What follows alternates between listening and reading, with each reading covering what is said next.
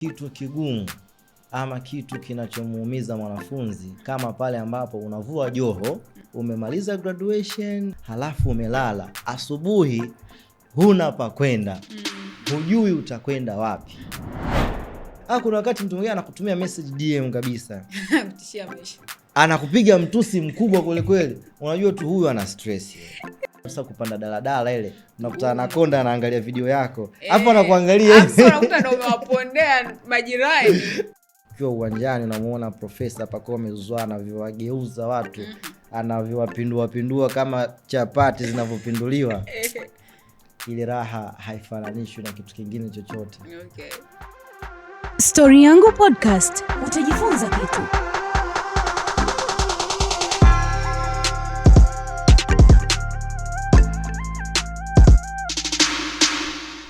Guys, mambo ni vipi? Mambo ni aje? Karibu tena kwenye episode nyingine ya Story Yangu Podcast, sehemu ambayo tunakutana, alafu tunasikiliza story ya mgeni wetu and then tunajifunza, tunaenjoy, alafu tunaburudika, lakini kama vijana tunapata fursa here and there za kuhakikisha kwamba tunauendea ule utajiri ambao tunausaka siku zote. Hii ni Story Yangu Podcast, tupo YouTube kama hivyo. Ukisubscribe kwa YouTube channel unakometisha sana, lakini pia Instagram ya kwetu pia ni Story Yangu Podcast, na episode zetu zinatoka kila baada ya wiki mbili. So baada ya wiki mbili leo kuiona episode hii, jua kwamba utaiona nyingine. Mgeni wetu wa leo sasa ni mgeni ambaye amekuwa requested sana huko DM. Mmemuomba sana aje na kwenye comments aletwe, tunataka tusikie story yake ilikuwaje akafika hapo. And kama kawaida tumeamua kulijibu ombi hilo na kumleta humu ndani. Si mwingine anaitwa Alwatan Abdulaziz. Yeye pale Yanga bwana, masuala yote ya unaona nini Instagram, kinaenda nini YouTube, yeye ndo anasimamia. Kwa kama uko entertained na namna ambavyo kila siku mnapata vitu vipya pale, basi jua yeye ndo mhusika. Lakini pia hajaja tu from nowhere ati ndo akafika hiyo level, sijui. Ni mtu ambaye alipambana sana huko ground mpaka akaweza kufikia hapo. Kwa hiyo sasa leo tutasikia story yake, sababu huyu mwenzenu ni degree holder, mnajua kasomea kabisa hizi habari. Kwa hiyo atapata kujua safari yake in general. Abdul, mambo poa? Shika 14. Hivi nakosea kuita Abdul, natoka nikuita Alwatan? No, Abdul pia ni jina langu. Kwa sababu ni Abdulaziz. Kwa hiyo kifupi unaweza kaita Abdul. Wapo ambao wanaita Aziz. Wapo wanaliunganisha kabisa Abdulaziz. So yote naitika. Okay. Alwatan ilitokea wapi? Alwatan bwana, jina ambalo lilitoka shuleni. Mimi nilikuwa mtu ambaye nasalimia sana watu. Okay. Nilikuwa mtu wa vijiwe. Wakati nasoma O level form 1 form 2 hivi, ndipo ambapo nilipata jina hili. Sehemu nikikuta wamekaa vijana wenzangu wanapiga story, mimi lazima nisimame pale niwasalimie. Lakini vile vile nilikuwa mtu ambaye kwenye mabishano, kwenye mada, sijui Diamond na Alikiba nani, mimi ni umo. Kwa hiyo yani ule umashuhuri, yale maneno ambayo nilikuwa naongea yakanifanya niitwe Alwatan. So Alwatan ni mtu social. Alwatan ni umashuhuri wa mtu kwenye eneo fulani. Yani a certain place or a certain piece of land ambayo mtu yuko na anafahamika sana, basi huyo ni Alwatan. Na nashukuru Mwenyezi Mungu limenikaa basi mpaka leo hii kuna watu hawajui kama naitwa Abdulaziz. Wanajua Alwatan ni jina langu halisi. Okay. Sasa Abdul, kabla tujaendelea na safari yako in general, natamani tujue umezaliwa kwenye familia ya aina gani? Wewe ni mtoto wa ngapi? Okay. Wala sijawahi kuulizwa swali hili. Nimewahi kuwa kwenye mahojiano tofauti, lakini Chika wewe ndo wa kwanza kuniuliza swali hili. Mimi nimezaliwa katika familia ya hali ya chini. Familia ya hali ya chini kabisa yani. Na familia yangu ni familia ya dini ya Kiislamu ambayo mama na baba wote nimewashuhudia na ninashuhudia mpaka leo hii wakiwa nyumbani wanaamka asubuhi kwenda kuswali, mchana wataenda kuswali tena usiku. Hivyo. Okay. So ni familia ya hali ya chini kama sio hali ya kawaida ya kiuchumi, lakini vile vile ni familia ya dini. Sisi tumezaliwa wa 4 na mimi ndio last born kwenye familia yetu. Yes, of course. Hiyo inaonekana. Last born kuna namna mnajua yeye ndio mabosi zetu unajua. Yaani Okay, umesema umezaliwa kwenye familia ya dini. That explains a lot kwamba ni kwa nini unaziheshimu sana siku za ibada na unaheshimu sana masuala ya kuswali. So mimi natamani niambie sasa, haikuwa ngumu kuwashawishi wazazi kuingia kwenye hii tasnia ambayo inahusishwa na skendo hapa na pale? Leo akiamua kumzushia Abduli hichi, kesho akaamua kumzushia hichi. Unajua kinamna fulani inaenda kinyume kabisa na misingi ya dini. So vipi wazazi walipokeaje na wanaendelea kuko vipi na hii situation? Kwanza mimi haijakuwa kitu kigumu kabisa kwa sababu wazazi wangu pia ni watu wa michezo. Yani mimi nafanya career ya michezo na nilikuwa natamani siku moja kuwa sports presenter mkubwa kwenye hii dunia, sio tu hapa nyumbani Tanzania. So ndoto zangu zilianzia hivyo, na hata wazazi wangu walipojua kwamba na ndoto za kuwa hivi walinisupport. Babangu mimi bwana ni shabiki wa Young Africans, shabiki sana wa Yanga, na mamangu pia. So zilikuwa zikichezwa mechi za Yanga lazima washe TV waangalie, na walikuwa wakiangalia namna watangazaji wanavyokuwa, heshima watangazaji katika jamii. So waliamini pia na mimi nitakuwa hivyo hivyo. Though era ile haikuwa era hii ya sasa hivi ya Instagram ambayo ukiposti kuna mtu atakuja atacomment kile ambacho anakifikiria.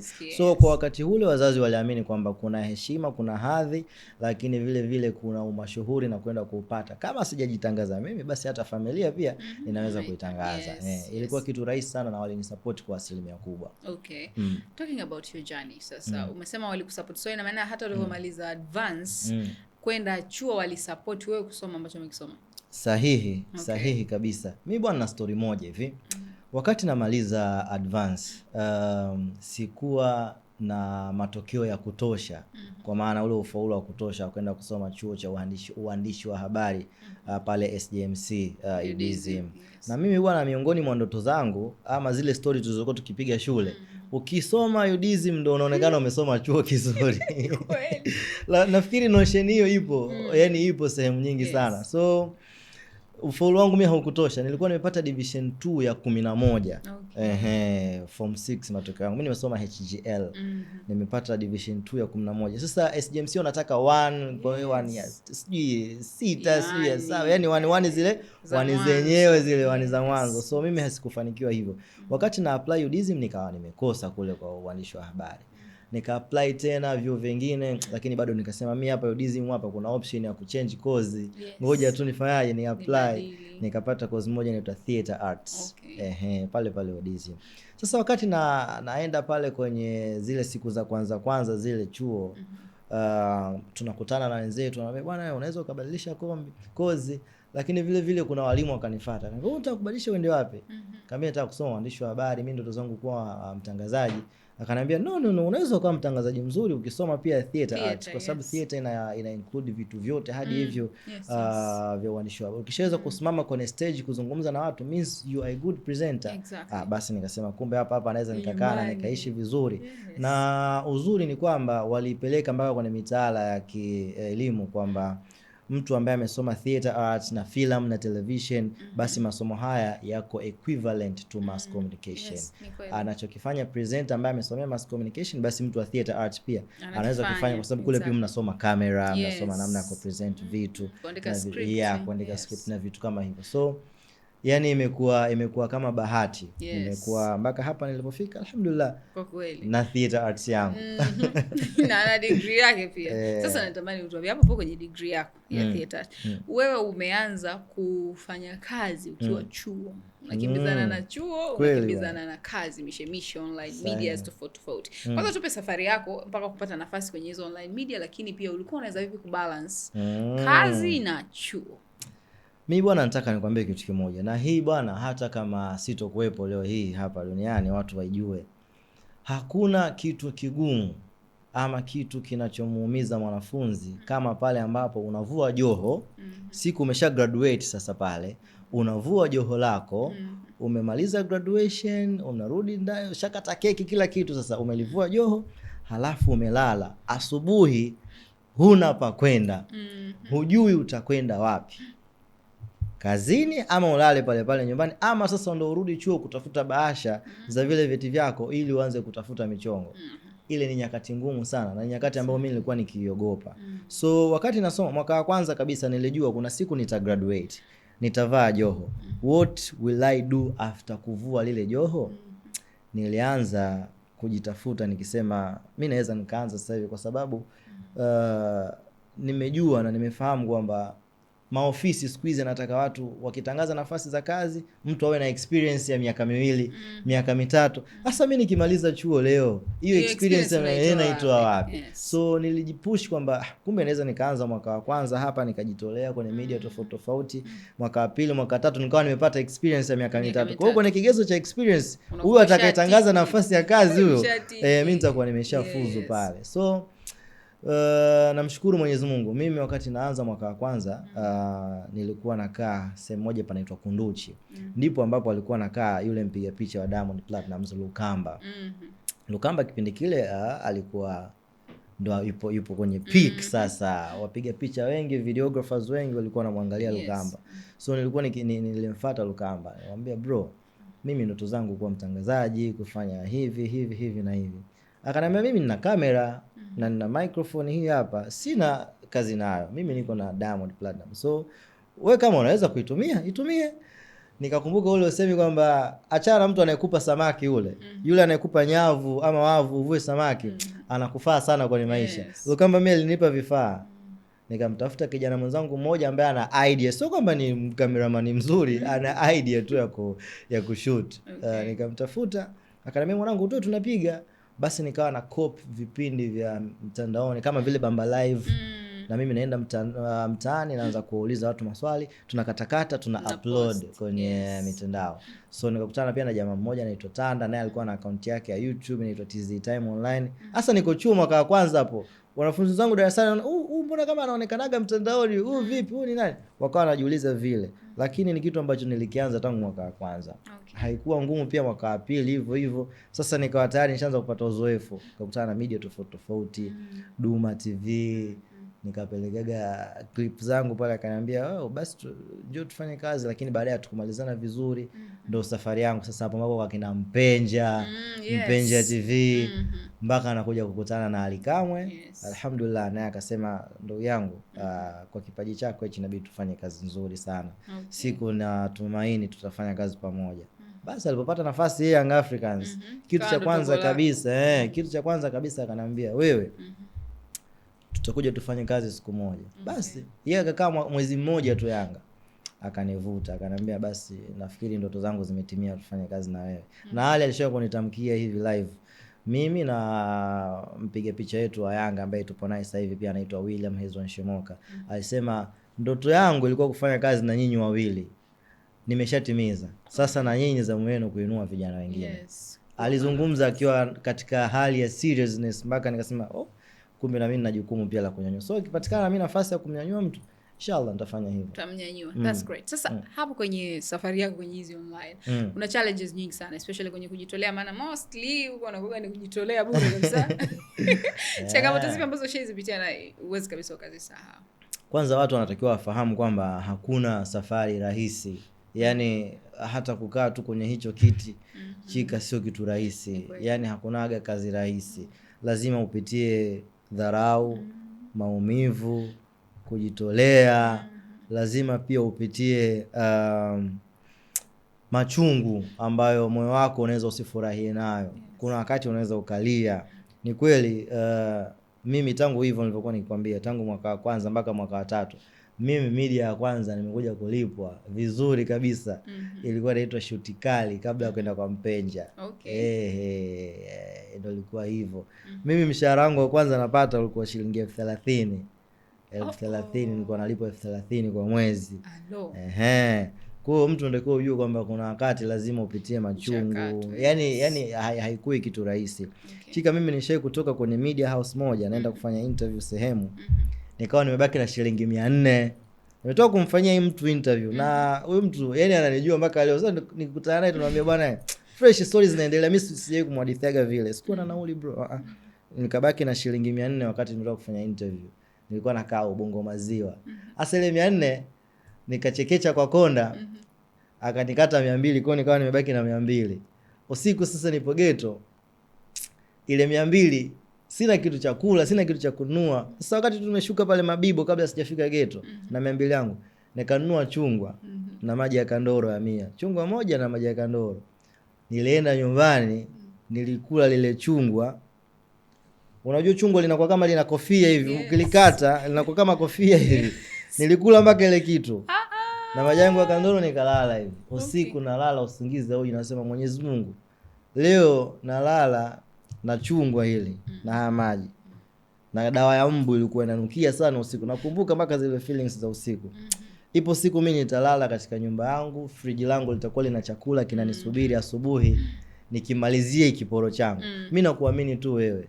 Kweli, kumbe zile zilikuwa ni nyakati za mwisho za kuhaso. Namshukuru Mwenyezi Mungu sikukaa sana. Basi mambo yakafunguka. Wow. Hebu tupe feeling ilikuwaje siku ndo umeitwa sasa kusaini dili la Yanga. Unakubaliana kwenye malipo, unaanza kufanya kazi ili kuchukua muda gani pia kuamini kwamba okay, kwa sababu ulikuwa umetoka kwenye level fulani ambayo maisha yalikuwa mazuri sana. Maisha yetu kwenye media houses especially online kupambana tu.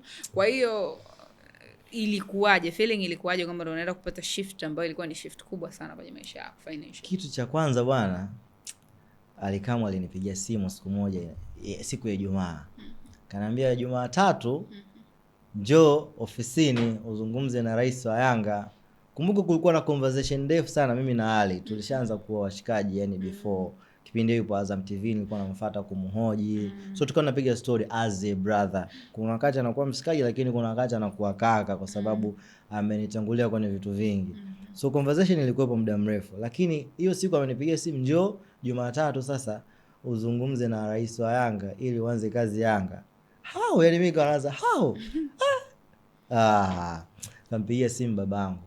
Baba kwanza akafurahi sana. Sasa unaenda kufanya kazi Yanga. Hiyo ni baraka kubwa. Sasa anza kuswali, mimi nikaswali hiyo siku Jumamosi Jumapili. Wasibadilishe mawazo. Yani kama ni nafasi ipo iwepo hivyo basi siondoke.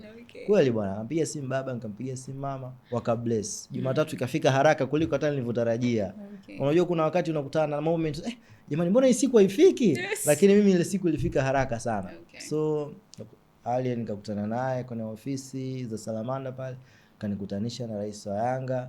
Mashallah, kuna watu ukikutana nao unajua kabisa huyu mtu mwema, mtu mzuri, mtu bora na yani kigezo cha watu wengi kumuiga.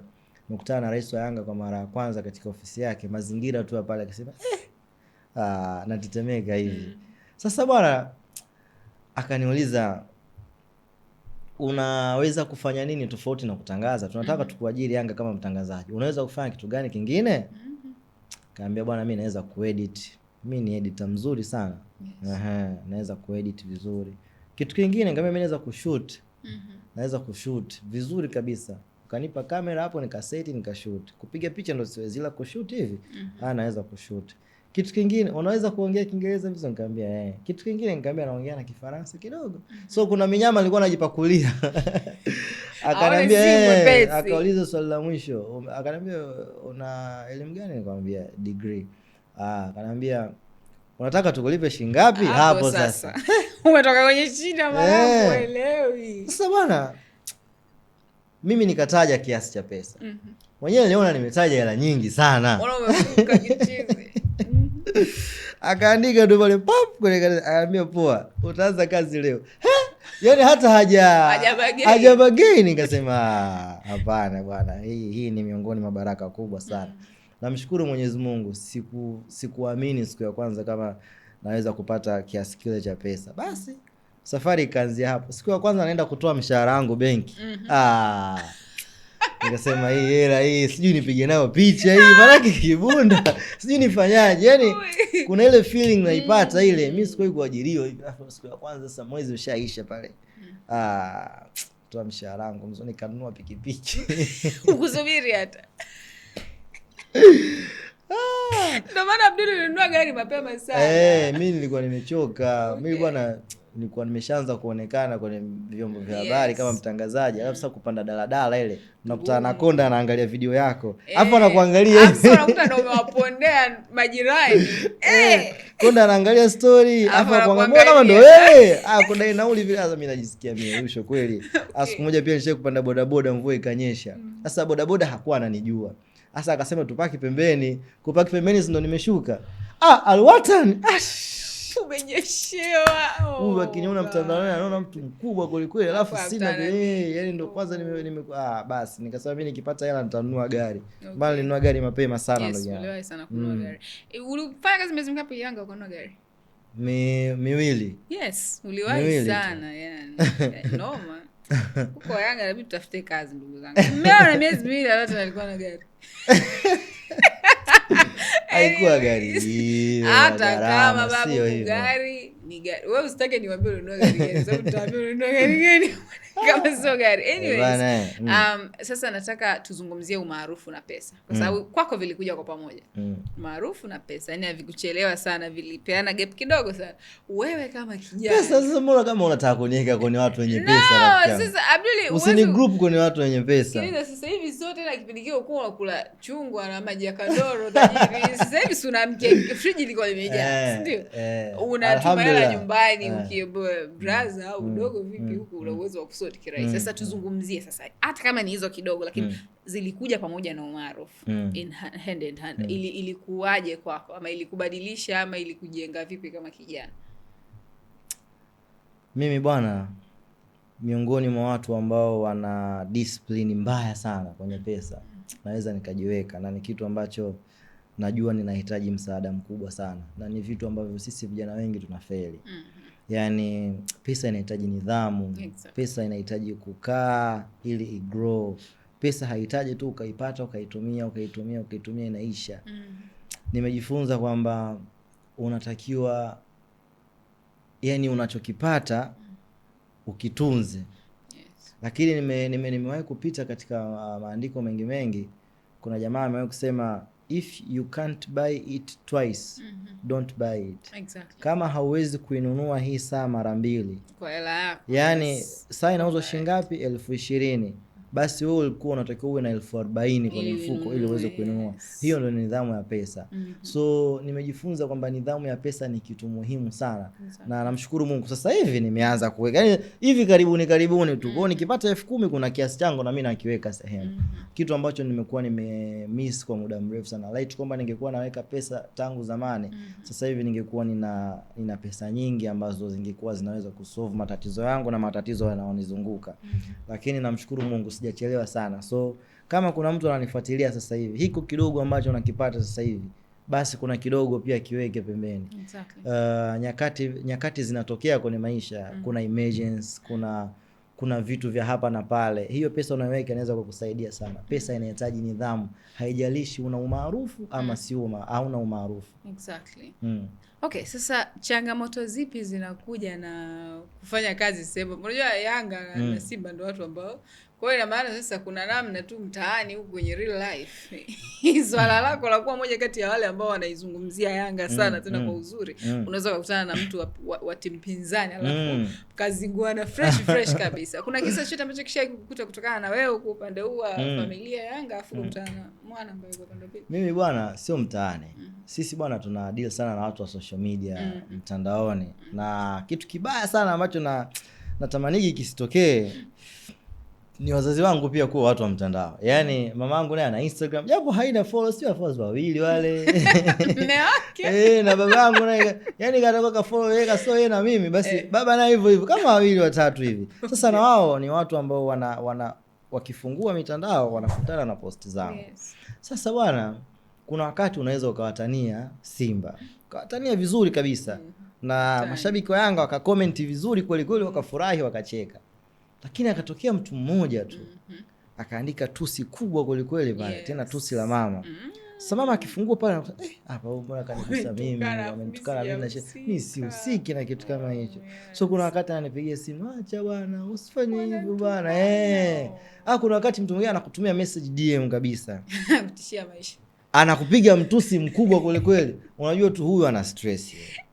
Na viongozi wa Simba leo kusema mashabiki wao wengi wana matatizo ya afya ya akili, ndio unakuja kugundua pale hii itakuwa afya ya akili.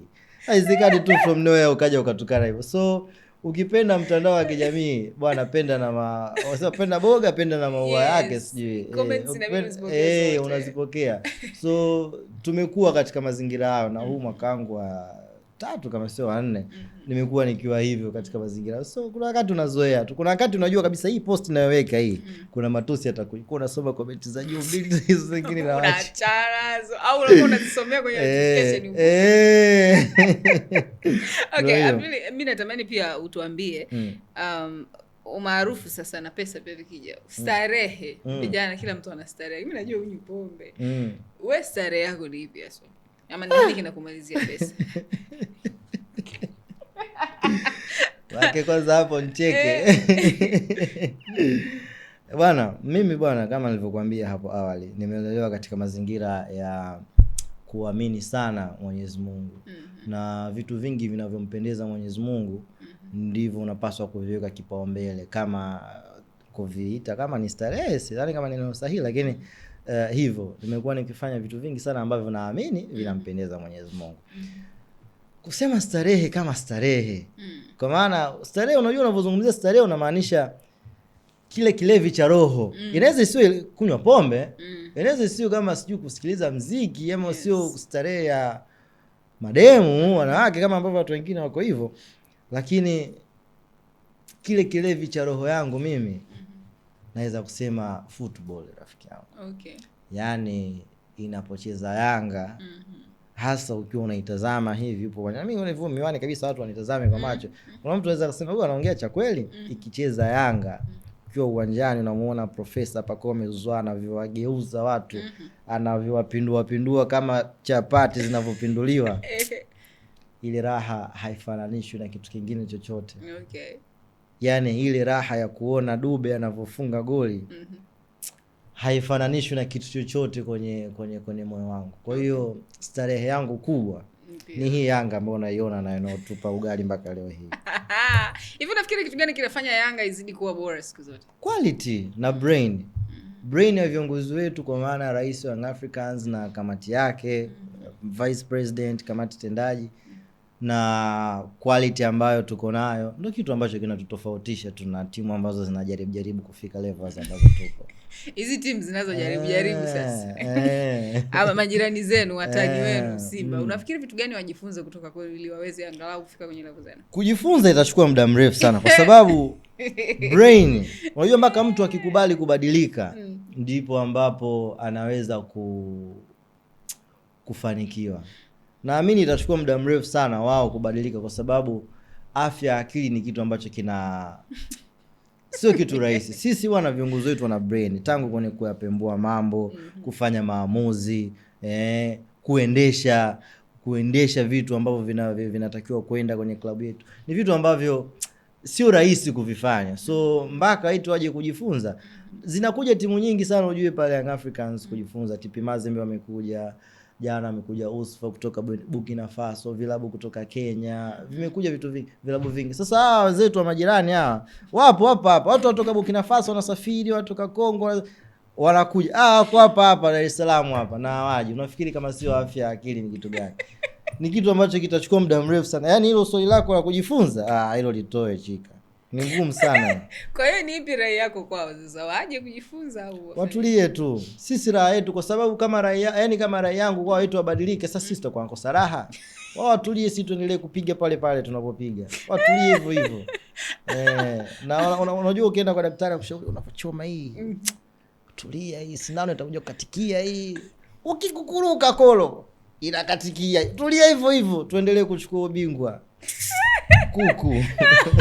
Yeye ba. Anyways, Abdul alikuja na hivi naitwa golden plaque. Golden plaque. Okay, subscribers milioni 1. Unajua tunapozungumzia YouTube jamani. Hii hapa bwana. Na nafikiri pongezi nyingi zinatoka ziende kwa sababu wewe ndio unayesimamia hichi kitengo. Yes, na watu ambao tunafanya nao kazi kwa pamoja as a teamwork. Mimi tu nimepewa kwa ajili ya kupost, lakini mpaka tunapost hicho kinachopostiwa ni team. Yani huwezi kupost video ambayo umefanya. Mimi nitatangaza haya. Nani atashoot, nani ataedit. Kwa hiyo ni watu wengi wako nyuma ya hii achievement ambayo tuko nayo. Ina proof kama mnafanya kazi kwa pamoja sana. Kwa pamoja. Chika bwana. Wafanyakazi wa idara ya Simba wamezungumzia hii tuzo yetu hii. Sema Yanga bwana anachukua kichaka chao cha YouTube. Sisi tuna followers wengi pia kwenye mitandao mingine. Kasema bwana ngoja nije nayo hapa kwenye interview. Niwaambie bwana kwanza hii hainunuliwi. Yes. Yaani unaweza kununua vitu vingine vyote lakini sio hii tuzo. Kama kichaka chenu ni Instagram na sisi kichaka chetu cha YouTube, basi kila mtu alete dashboard. 10 dashboard ya YouTube, ya Instagram, nani anaingiza pesa kwenye klabu, nani anaingiza pesa nyingi zaidi. Tutakuja tushiriki. Mimi mjadala wangu uko wazi. Either tutakuja hapa Wachika siku moja mimi na wewe, wafanyakazi wa Simba waje na wafanyakazi wa Yanga, tuje tujazane huko ndani kwenye studio, tuweke hii debate. Kila mtu ana kichaka chake. Sisi tumekichaka chetu cha YouTube, subscribers milioni 1 na nyinyi mna kichaka chenu cha Instagram. Sasa Chika hapa ataturuhusu siku moja tufanye debate. Nani anaingizia klabu pesa nyingi? Mwezi wapi zinasoma dola nyingi? YouTube imepiga hatua kubwa. YouTube kufika hiyo number is not a joke. Ni kwamba content mnazozipost zinavutia watu mpaka mtu aamue kusubscribe. So mchezo unajua. Instagram sio kama nawasema watani wenu, lakini wewe mwenyewe bwana rangi sasa unajieleza hizo Chika njano hiyo bwana, mbona kugusa maneno? Wewe mimi sitaki kuacha kuvumilia watu. Talia. Lakini unajua kupata followers kwenye social media nyingine ni rahisi kuliko kupata YouTube. YouTube is something else. Kitu ambacho mpaka umvutie mtu a subscribe na awe anafuatilia. Sahihi. Mmetumia creativity kubwa, mnawekeza muda wenu na timu yenu imejipanga hasa kuhakikisha kwamba na deserve. Anyways, tukiendelea kuongea michezo, mimi sina lolote najua kuhusu michezo, mimi naogopa matusi. Alafu watu wa michezo mnatukanaga sana. Twende Chika, twende kwenye story nyingine. Twende kwenye mahusiano sasa. Hivi hapo una miaka mingapi? Miaka tena. Bwana mimi katika maswali sipendi kuulizwa. Nitawaambia. Sawa, haina shida. Lakini nitakwambia kitu kimoja. Katika maswali ambayo sipendi kuulizwa, umri na level yangu ya elimu. Kwa sababu watu wengi katika jamii zetu hizi wanamdefine mtu kutokana na umri na kutokana na level ya elimu. Yaani mtu hakuchukuliwi wewe kwa level ya ubongo wako unafikiria nini. Atakupima kutokana na umri wako. Ukimwambia bwana mimi na miaka 20 na yeye pengine ana miaka 40, amsema kijana mdogo sana, hawa Gen Z hawa ndio hivi. Yaani hivyo yani hawezi kufikiria kwamba tunaweza tukakaa mezani ukaleta hoja, nikaleta hoja, tukaweka ubongo, tukaweza kuchakata na tukafanya maamuzi mazuri. Wengi wanafikiria umri ama elimu ndo sehemu kubwa ya maamuzi. So mimi kwa kukujibu miaka yangu ipo katikati ya 25 mpaka 30 hapo. Yuko kwenye mid 20s. Mid 30, yani naelekea 30, nipo kwenye above 25 kabla ya 30. Late 20s. Okay, sasa kilichofanya nikuulize hilo swali ni kwa sababu wewe umeshaoa mwanetu. Kuoa. Mbona tena nimeshaoa? Hiyo niliwahi imekuwa past tense haraka sana. Unajua juzi ulitumbua Mbeya wewe. Unajua kutuambia uliwahi. Anyways, ulioa mapema. Nishotoka wanaume waga wanasemaga si atakafikisha 30 na ngapi ukata 40 hajaoa wanaona fresh. Ila wewe ulioa in your 20s. Mid kabisa ulikuwa. So hebu tuambie kwanza, kwa nini uliamua kuoa in that age? Uliona upo tayari kabisa kwa ajili ya familia? Kabla tujaingia kwenye information za ndani zaidi kidogo. Linapokuja swala la ndoa, ukiona ndoa imefungwa, ujue ni mwanaume kwanza ndo amesalenda. Amesema hii ndoa ifungwe. Yaani mimi nakwenda kuoa. Kwa sababu mwanamke anaweza akawa na hitaji la kuolewa hata for 100 years. Lakini kama mwanaume hayuko tayari, hajasalenda kusema tufunge hii ndoa, haiwezi kufungwa. Yaani ili ndoa iwepo, lazima mwanaume awepo na utayari. Lakini ndoa ukiona imevunjika, ujue pia ni mwanaume ndio ameshindwa kustahamili, kuvumilia kile ambacho amekikuta kwenye ndoa. Yaani ndoa mwanamke anaweza akapiga sana kelele kwenye hiyo ndoa, bwana nataka talaka yangu zile. Yaani anaongea vyote na vitimbi vyote. Kama mwanaume hajakaa kuandika talaka, basi hiyo ndoa inaweza ikadumu. Kwa hiyo ukiona ndoa imefungwa, ujue ni mwanaume ambaye amesalenda. Na ukiona ndoa imevunjika pia, ni mwanaume ambaye amefanyaje? Amechoka, ameshindwa kuvumilia vitu vingi sana ambavyo vimeweza kutokea. Na ameshindwa kucontrol. Ukiona ndoa imevunjika, ujue ni mwanaume ambaye kuna vitu vimemshinda. Mimi bwana nimewahi kuoa kwa sababu dini yangu inikataza kufanya zina. Najua siwezi kuwa mkamilifu, siwezi kuzungumza kwamba sijawahi, lakini sio kitu kizuri. Tunafundishwa ili upate baraka lazima upate baraka pia za mke nyumbani, yani upate riziki lazima ujiepushe na zina. So nilioa ili kuepukana na zina. Na namshukuru Mwenyezi Mungu amenionyesha njia. Pengine haikuwa riziki yangu ile, lakini naamini mimi riziki yangu ipo tu. Yaani tena haiko mbali. Haiko mbali kabisa, inakuja na nitakuwa katika amani ya moyo kama ambavyo natamani iwe hivyo kila siku. Okay, sasa najua uwezo ukaenda kwenye details sana kwamba changamoto ilikuwa nini exactly. Lakini unaweza ukatugusia hata kidogo bwana. Shida ilikuwa nini? Mimi nitakwambia kitu kimoja. Unajua wanapoachana watu wawili, kila mtu kwanza atakuwa ana sababu zake. Kila mtu atakuwa na sababu zake. Sababu ambazo mimi nitakupa kwa nini nimeachana na mwenzangu. Na yeye akaja akakupa sababu zake. Wote unaweza kutuona tupo sahihi. Halafu hakuna kitu ambacho kinashangaza kama sababu ndogo ndogo. Unajua mtu mnaweza mkagombana kwenye mahusiano ama kwenye ndoa kwa sababu ndogo, sababu za kipuuzi za kijinga kweli. Yaani unaweza kugombana na mtu eti fagio amekuagiza kanunue fagio. Wewe ukaleta fagio ambalo yaani sio lile ambalo analitaka. Yaani mkagombana siku nzima. Yaani mkagombana mpaka mkasema fagio tu. Mimi nishagombana na mtu wangu kwa sababu ya kitumbua. Yaani kitumbua nimekikuta kimoja basi sijui ndo shetani, sijui kichwani nimewaza nini, nilikuwa nataka vitumbua vitatu. Kaanza kuwaka hapo. Kuna wakati ndo hivyo ibilisi. Yaani visababu vidogo vinafanya mtu agombane na mtu. Sasa hivi visababu ukivijumlisha leo hiki ukavilimbikiza. Unajua bora muwe mnafanya mazungumzo na ni kitu muhimu sana kwa wapenzi. Ni vizuri sana kufanya mazungumzo baina yako wewe na mwenza wako. Na isipite siku ama usiku mzima eti yani mkalala hamzungumzi, hamuongei, hamuongeleshani. Kitu ambacho kinaweza kuua mahusiano kabisa. Yani kama hamzungumzi ni rahisi sana mahusiano yenu ama ndoa yenu kuvunjika. Lazima mzungumze. So usio unaweka vinyongo kila siku. Leo tumegombana kwa sababu hii, jana akachelewa kurudi, juzi ilikuwa hivi. Ukivijumlisha vile moyo sasa unavikusanya. Ukishavibeba vile chika, siku unakuja kufanya maamuzi ni kama bomu. Pap, ndo ile unaandika talaka sasa. Hivi mlidumu kwa muda gani? Kwanza kwenye mahusiano mmekaa muda gani? Chika bwana nichokoroa sana. Mimi ndo yangu imedumu kwa miezi 3 kasoro. Miezi 2 na siku 28. Kwa kumbe tulichelewa sana kujua. Mlichelewa kujua. Sasa sisi Waislamu tunatangaza ndoa, hatutangazi talaka. Na mahusiano mlikuwa mmekaa muda gani? Unajua sijui mwenzangu atapenda nizungumzie hivi. Unajua sasa hivi kila mtu ana maisha yake chika. Unajua usikute yeye tayari ana mahusiano yake, tujamtaja lakini pengine naye akawa kashaolewa. Haipendezi kumzungumzia mtu ambaye sijawahi kuona yake nizungumzia sehemu yoyote. So mimi naamini tuchukue kwamba mimi kukaa kwangu kwenye ndoa kwa muda mfupi kwenye funzo ambalo nimelipata, na funzo hili ni kwa watu. Hakuna nyumba ambayo itakuwa bora na imara kama hakuna communications. Exactly. Yaani kwenye ndoa utakaa utasema mimi namheshimu mume wangu, namheshimu mke wangu. Kama hakuna communications, hiyo nyumba haiwezi kuwa na baraka. Hilo ndo funzo kubwa ambalo nimelipata. Yaani lazima muwe na mawasiliano. Lazima muwe na mawasiliano katika mahusiano yenu. Na nafikiri wamesikia hiyo. Na kutokuweka vinyongo. Usiweke vinyongo chika. Hata wewe kama una mpenzi wako usiweke vinyongo kabisa.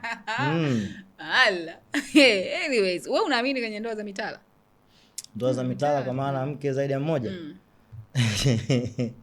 Dini yetu inaamini hivyo na mimi naamini. Naamini. Kwa unaweza ukawa na plan baadaye Mungu akikujalia riziki, kwa sababu riziki inadetermine uwe na mke zaidi ya mmoja, si ndio? Una uwezo wa kuoa mpaka wanne bila shida.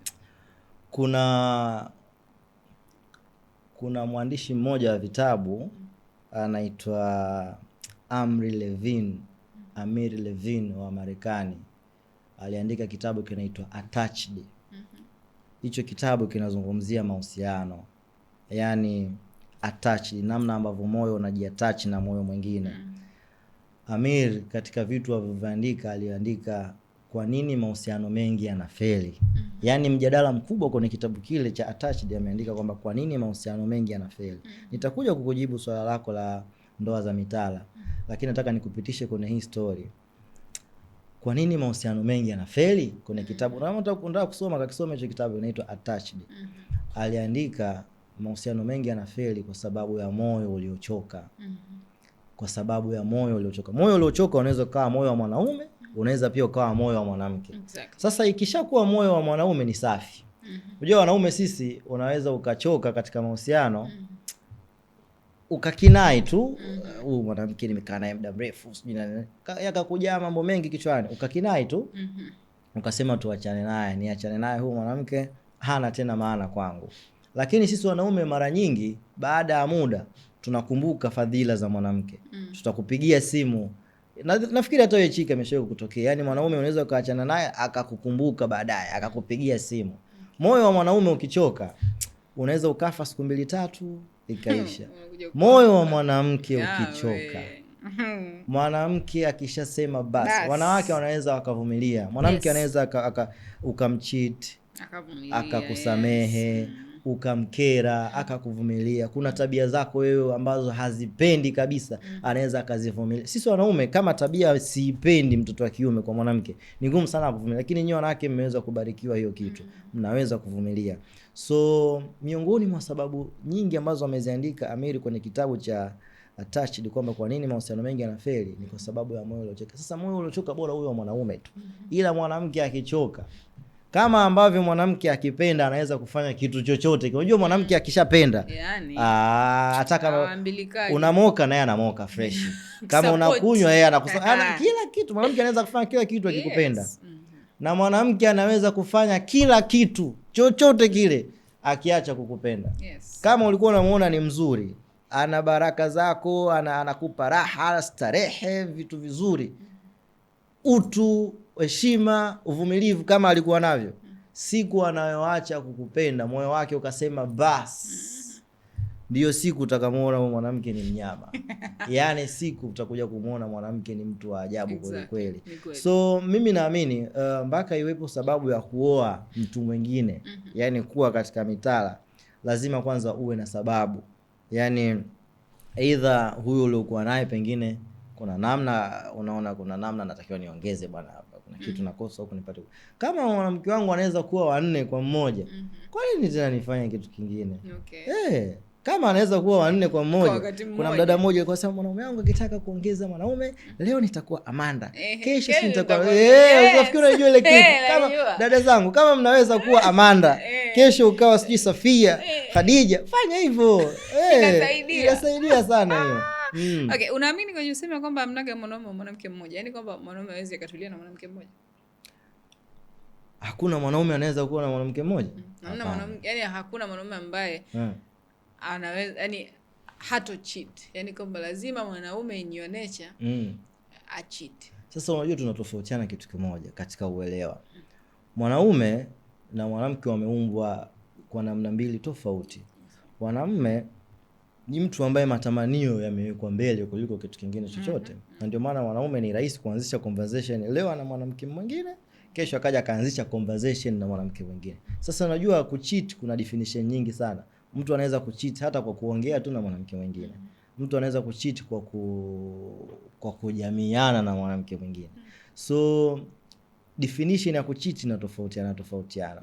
Na inaweza kukubali kwamba hakuna mwanaume ambaye anaweza kukaa na mwanamke mmoja kwa neno la kucheat, ikiwa kucheat hata ni kuomba namba ya mwanamke mwingine, kuzungumza naye, kuchat, hata kuanzisha tu conversation kwa maana salamu vile. Huko kama ni kucheat basi nakubaliana na wewe. Lakini kama kucheat unachomaanisha ni kujamiana ama kuwa na mahusiano na mwanamke mwingine, hiyo ninaweza kukataa. Yaani kwamba kuna wanaume ambao wako na mwanamke mmoja tu kama mama mzazi. Yaani huyo yupo tu kama dini. Mimi bwana na mfano mzuri sana wazazi wangu. Sijui lakini na mfano mzuri sana wazazi wangu. Yaani tangu nakuwa naonaga wako vile vile wawili. Kama ndala zilivyokuwa mbili vile. Babangu na mamangu wako vile vile tu. Kwa naamini kwamba mwanaume anaweza kukaa na mwanamke mmoja. Kama babangu alivyoweza kukaa na mamangu. Naamini kwa mnajiendekeza. Hata mimi naweza. Hata mimi naweza. Kwa hiyo nyinyi mnaosema mwanaume lazima achiti, mnajiendekeza, acheni washera. Anyways, sasa tulikuona hapa katikati ulitajiwa mahusiano mengi sana baada ya kuambiwa umeachana na wife. Sasa ulishawahi kuwa kwenye mahusiano na warembo ambao umekuwa ukionekana nao? Diva huyu, Kunofaiz, Dolly, Doli alikukana juzi akisema ni mwanae tu. Sisi ni washikaji. Washikaji, mimi na Doli ni washikaji sana. Okay. Tena tuna project nyingi za kufanya na hili ilikuwa ni moja tu ya project ambayo mmeiona. Zipo nyingi zinakuja inshallah. Okay. Wanapo majaliwa kwa sababu project zinaleta riziki. Basi kama riziki zitafunguka huko mbeleni, vitu vingi sana mtaviona mimi na Dolly Rest. Okay. Na mahusiano, wewe unaweza kadeti na mtu maarufu mwenzako? Moyo. Utaki kusema never. Mimi bwana, moyo wangu unapoenda bwana, hapa unapata raha. Pata ahueni ya moyo. Wazungu wana neno lao moja linaitwa tranquility, a state of peace. Kama moyo wangu utajifeel huko na peace, lakini vile vile pasipo na kumkera Mwenyezi Mungu, mimi nitadate na mtu huyo. Okay. Tena sio kudate, hata kufunga naye ndoa. Yaani kama mwanamke ambaye ana maadili, hamchukizi Mwenyezi Mungu na moyo wangu umempenda, mimi nitakuwa naye. Okay. Mnyamwezi. Ila wanasema wewe na Alikama ni marafiki mpaka mnafanana tabia. Kwa sababu ndoa zinawashinda sana ndugu zetu. Hapana, riziki yetu itafika tu. Riziki yetu itafika tu. Zimekoza muda mfupi hivyo. Hivi kama kakako kwanza kushauri hata kwamba mdogo wangu kaza huko mambo. Unajua wale kusema kwamba kuna watu wamewahi kufa kutokana na ndoa. Kuna watu wamewahi kupata ukichaa, ukilema kutokana na mahusiano na ndoa. Kama wewe ndoa haijakuua, haujakuwa kilema, unaishi vizuri, basi toka huko. Kama unaona inaelekea kukupoteza, kama inaelekea kukuumiza. Kuna wakati unaweza kuvumilia kitu ambacho hakivumiliki. Pengine hiyo sio riziki yako. Ndio kitu ambacho mimi niliona, bwana sijafa, niko hai, niko mzima. Basi pengine hii sio riziki yangu, na Mwenyezi Mungu anaiondoa riziki ya mtu pale ambapo anakufa. So long as uko hai, unaweza ukapata riziki nyingine. Exactly. Tukiachana na mahusiano, sasa nataka nikurudishe uwanjani kidogo. Hivi ukiwa uwanjani, hizi safari zote ambazo umewahi kwenda, mechi zote ambazo umewahi kuziona, uwanjani kule vinatokea vitu vingi sana. Ni kimbwanga gani ambacho ushakiona ukasema, kwenye mpira kuna mambo kumbe sijaona yote? Mimi bwana, kitu ambacho kinanishangazaga sana ni mahaba ambayo wanayo wananchi, wanachama na mashabiki na wapenzi wa Young Africans. Yaani kuna wakati tunasafiri, tunafika juzi tu hapa tumefika Mwanza saa 7 usiku. Tumewakuta hapo airport watu hivi. Na ngoma wanapiga, wanacheza, wengine wamejipaka marangi yale za Yanga. Mpaka watoto wadogo. So kitu ambacho nasema bana, hivi mimi nisingekuwa nafanya kazi Young Africans, ningeweza kufanya kitu kama hichi, mahaba kama haya kuja saa 8 hivi, ningekuwa nao ama ningejiuliza mara mbili? Ni swali ambalo unaweza kujiuliza. Yani I say this is too much, yani ni mapenzi makubwa sana. So nimejifunza kwamba kwenye mpira kuna watu wanazipenda timu zao, yani wana mahaba. Uwezi kuambia kitu chochote, usingizi kwao sio tatizo. Ili kwamba nilale mimi Yanga inakuja, anaacha usingizi wake anakuja. Airport kabisa tena. Na unajua airport ya Mwanza ilivyokuwa mbali na mjini, watu wametoka safari karibuni kilomita 5-10, lakini wamekuja kusupport. Kwa hiyo ni kitu ambacho siwezi kusahau. Na ile inatupa deni kwamba watu wana deserve vitu vizuri kila siku. Kama ni habari wana deserve habari nzuri. Kama ni matokeo wana deserve matokeo mazuri. Hivyo yani. Mnyamwezi. Sasa mimi natamani uzungumze na kijana ambaye anapambania ndoto zake. Naelewa watu wana ndoto kubwa, watu wengine wanakutazama kama role model. Wanatamani kufika ulipo, wanatamani kuwa kama ulivyo au zaidi ya ulivyo. Unalipi la kumshauri kijana huyu anayepambania ndoto? Unajua tumekuwa tukipita katika mazingira ambayo kila mtu anakuambia lazima uwe na nidhamu, uwe na juhudi na bidii na vitu vingi sana. Mimi naamini kuna hivyo vyote. Lakini kitu kikubwa ninachokiamini, pasi. Yaani tengeneza mazingira ambayo utapata connection. Tengeneza mazingira ambayo kuna mtu atakupigia pasi kufika sehemu fulani. Kila mtu katika tasnia, katika sehemu ambapo yupo amesaidiwa. Kila mtu, chika mimi nimesaidiwa kufika hapa, nilikonektiwa na mtu. Alikama mimi aliniconnect na Yanga, alinitambulisha Yanga, viongozi wa Yanga wakanikupokea, mashabiki wa Yanga wakanikubali. Lazima upate mtu wa kukupigia pasi. Tengeneza, yani hizo nidhamu kuwa nayo, kuwa na bidii, fanya kazi sana. Mtangulize Mwenyezi Mungu kwenye kila kitu, lakini mwisho wa siku ishi na watu wote wanaokuzunguka vizuri. Huwezi jua nani atakuja kukupigia pasi. Exactly. Tengeneza mazingira ambayo ulizia nafasi, tafuta fursa, mwisho wa siku kuna mtu atakupigia pasi. Tengeneza mazingira ambayo mtu atakupigia assist pop, na wewe utakuja kuitumia vizuri. Na wapo vijana ambao wamewahi kupatiwa pasi, nafasi, mtu anatafutiwa, anapata, anafanya kazi, lakini anashindwa kuitendea vizuri ile nafasi. Yani anashindwa kuitendea haki. So make sure kwamba unaishi na watu wote vizuri ili upate siku moja pasi nzuri. Na ukiipata hiyo pasi, ndugu yangu, yani usichezee kabisa. Kabisa.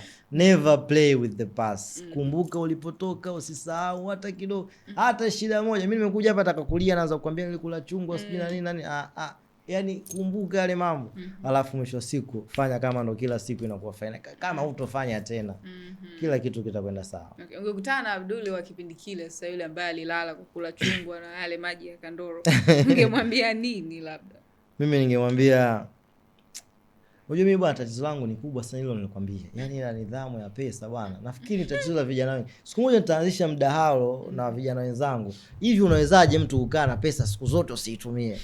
Mimi unajua kuna wakati mpaka namtumia mamangu. Naambia mama, hii bwana nikee.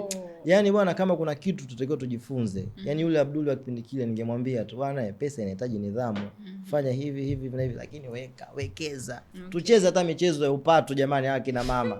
Tucheze, itatusaidia. Yani ili mradi tu pesa ikae isipotee. Kwa hiyo ningekutana naye Alwatan na kipindi kile ningemwambia, ndugu yangu, hicho unachokipata kiweke, hata kama ni jero 100 iweke ndugu yangu. Okay. Kesho ukipata jero tena ikiwa 100 na kwa 200. Kisha 200. Yes, exactly. Nidhamu ni kitu kizuri sana. Guys, mimi nafikiri mmeenjoy sana. Mimi natamani Abduli uzungumze na mashabiki zako.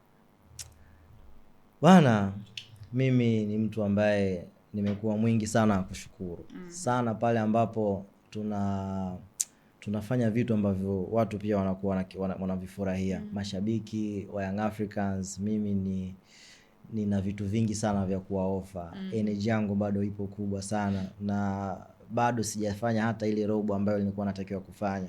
Naamini vipo vitu vingi sana ambavyo mnakwenda kuvienjoy. Kitu ambacho mnatakiwa kufanya ni kuendelea kusupport. Exactly. Pale ambapo tunakuwa tunakosea, basi ni ubinadamu ambao tumeumbiwa, sifa ya kila binadamu kutokamilika, lakini kubwa zaidi na zaidi zipo. Yani vitu vingi sana vya kwenda kuwapa.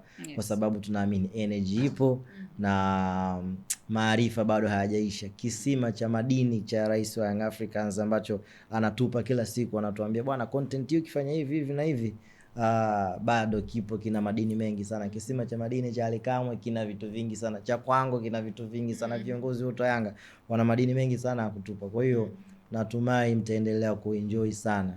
Kitu tunatakiwa kufanya ni support tu, lakini vile vile tuombeane kwa Mwenyezi Mungu. Mwisho wa siku tuombe mwisho mwema. Tunaishi chika mimi na wewe, lakini tuendelee kutakiana kheri. Yani mwisho wa siku tunapoondoka hapa duniani, tuondoke kipindi ambacho Mwenyezi Mungu ametufurahia, ameturidhia na atupokee katika sehemu salama. Sasa kwa kumalizia ni kuhusu swala la kizushi. Unajua wanaume mnapenda sana mpira. Mimi najiulizaga, maana mimi sio shabiki wa mpira. Sasa hivi mapenzi mlionayo kwa timu zenu yanafika hata robo ya mapenzi ambayo mnakuwa, yani kati ya mke na timu, ni ipi ambayo inakuwa inapendwa zaidi? Yani mapenzi yanakuwa yamezidi wapi zaidi? Hasa hapo unazungumzia vitu vingi tofauti. Ndio mambo uchague sasa inakuwaje? Unajua mapenzi ya mpira sio mapenzi ya kuwafananisha na mahusiano ama mapenzi ya mke. Mke anakupa utulivu ujue. Mke anakuzalia watoto. Mke anakupa heshima katika jamii, unaonekana ni baba, kichwa cha familia. So ni mapenzi ambayo hauwezi kuyafananisha na kitu chochote. Huo mpira utaenda kuutazama, una nguvu, una energy, una raha, ukitoka hapo una furaha zako, ama kabla hujaenda uwanjani utakuwa umekula. Hiyo nguvu unaipata ukiwa kwa mke ujue nyumbani. So mpira ni sehemu ya raha ya mpira ni package ndogo sana. Mapenzi ya mpira ni package ndogo sana kwa mapenzi ya mke. Mke ni maisha. Unapozungumzia mwanamke unazungumzia kiumbe ambaye amekupa maisha na anakupa utulivu. Sisi Waislamu tunaamini mke ni utulivu. Yani ni raha, ili macho asiwe mengi pembeni, lazima mwanamke wako akutulize. Sasa mimi utulivu wangu tena mpira na sawa, kuna raha napata kwenye mpira na raha zangu nyingi sana. Nafurahi Pacome akishinda, kiwachekeche Makolo akiwakibiza Simba akiteseka akiwa analia, nasikia raha sana. Lakini sasa mpaka nimefika pale uwanjani ujue, nimetoka nyumbani kwa mke ujue, nimependeza, nimedress vizuri na nguvu, ni mke. So mimi naamini tusiweke mapenzi ya mke na mpira. Tusiweke karibu. Yaani mpira ni package ndogo sana kwenye maisha ya mwanamke. Okay. Kubali. Au nimekujibu vipi? Mimi nimekujibu kutoka moyo wangu. Sasa sijui watakubali au ndugu zetu. Sijui tutaona kama yuko ambaye anaweza kusema kwamba mke wake ni yani mpira ni bora kuliko mke wake, atakuwa anakosea kwa sababu havitakiwi kukaa sehemu moja. Mke anatakiwa niwe mimi. Yaani mimi na mpira kipi ni bora? Yaani ukishajua hapo ndo utajua okay, kuna heshima yaani mke anatakiwa kuwa na heshima yake, kuna level yake ambayo yupo. Alafu mpira unakuja unafuata. Yes, exactly. Nafikiri mmeenjoy sana. Yule ambaye alikuwa amerequest kumuona Awatan, tumita Abdulaziz. Naam. Nafikiri mmefurahi sasa, mmeisikia story yake na yeye mmeisikia safari yake. Mmepata kujua kwamba hata yeye pia alipambana huko chini, alistruggle. Mshaelewa, sijui sio mtoto wa kigogo, alipambana kutoka kwenye familia zetu kabisa za aliachi. Lakini shout out sana kwa wale wote ambao mpo kwenye sehemu ambazo mna nafasi, alafu mnashika wenzenu mikono, mnashika vijana wenzenu mikono, mnasaidia sana familia nyingi. Alafu kusaidia kutimiza ndoto za kijana mwenzako ni jambo la heri sana. Mnapunguza lawama nyingi sana, kwa sababu hata pale ambapo ilibidi Abduli amuombe Ali hela, ashamuondolea lawama ya Ali kumnyima hela kwa sababu amempa kazi ambayo inamuingizia hela. So mnakuwa mnaondoleana lawama ndogo ndogo. Anyways, unaweza ukashiriki kwenye hii podcast kwa namna mbili. Unaweza ukaja mwenyewe hapa ndani kutupa story yako. Kigezo tu unaingia kwenye account yetu ya Instagram @storyangu_podcast, ama kwenye account yangu ya Instagram chica_14, and then unaandikia tu briefly story yako inahusiana nini. Kama ikikidhi vigezo utakuja hapa ndani utaketi afu utatupa story yako. Lakini unaweza ukaendelea kusuggest nani ambaye unatamani aje aketi hapa kwenye kiti atupe story yake, alafu sisi tutahakikisha kama mchakato unafanyika, alafu mgeni anafika hapa ndani na anatupa story yake. Kwa leo mimi sina la ziada, msisahau kusubscribe our YouTube channel @storyangu_podcast, and then tukutane next episode. Bye. Story Yangu Podcast, utajifunza kitu.